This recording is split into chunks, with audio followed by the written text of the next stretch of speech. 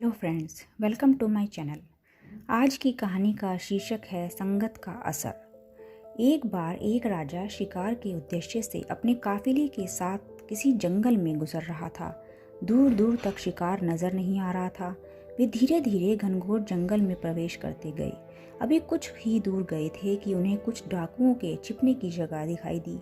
जैसे ही वो उसके पास पहुंचे कि पास के पेड़ पर बैठा तोता बोल पड़ा, पकड़ो पकड़ो, एक राजा आ रहा है, इसके पास बहुत सारा सामान है, लूटो लूटो, जल्दी आओ जल्दी आओ। तोते की आवाज़ सुनकर सभी डाकू राजा की ओर दौड़ पड़े।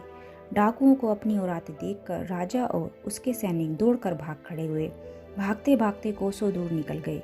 सामने एक बड़ा सा पेड़ दिखाई दिया। कुछ देर सुस्ताने के लिए उस पेड़ के पास चले गए।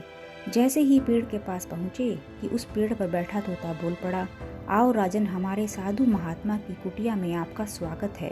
अंदर आइए, पानी पीजिए, विश्राम कर लीजिए।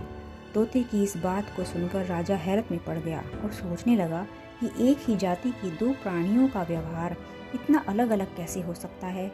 राजा को कुछ समझ नहीं आ रहा था। वह तोते की बात मानकर अंदर साधु की कुटिया की ओर चला गया।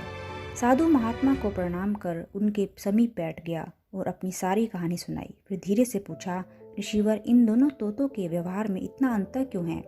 साधु महात्मा ने धैर्य से सारी बातें सुनी और बोले, ये कुछ नहीं राजन, बस संगति का असर है।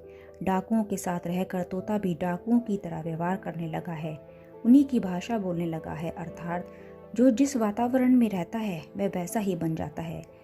कहने का तात्पर्य यह है कि मूर्ख भी विद्वानों के साथ रहकर विद्वान बन जाता है और विद्वान भी मूर्खों की संगत में रहकर मूर्ख बन जाता है। उसके अंदर भी मूर्खता ही आती है। इसमें संगति सोच समझ कर ही हमेशा करनी चाहिए।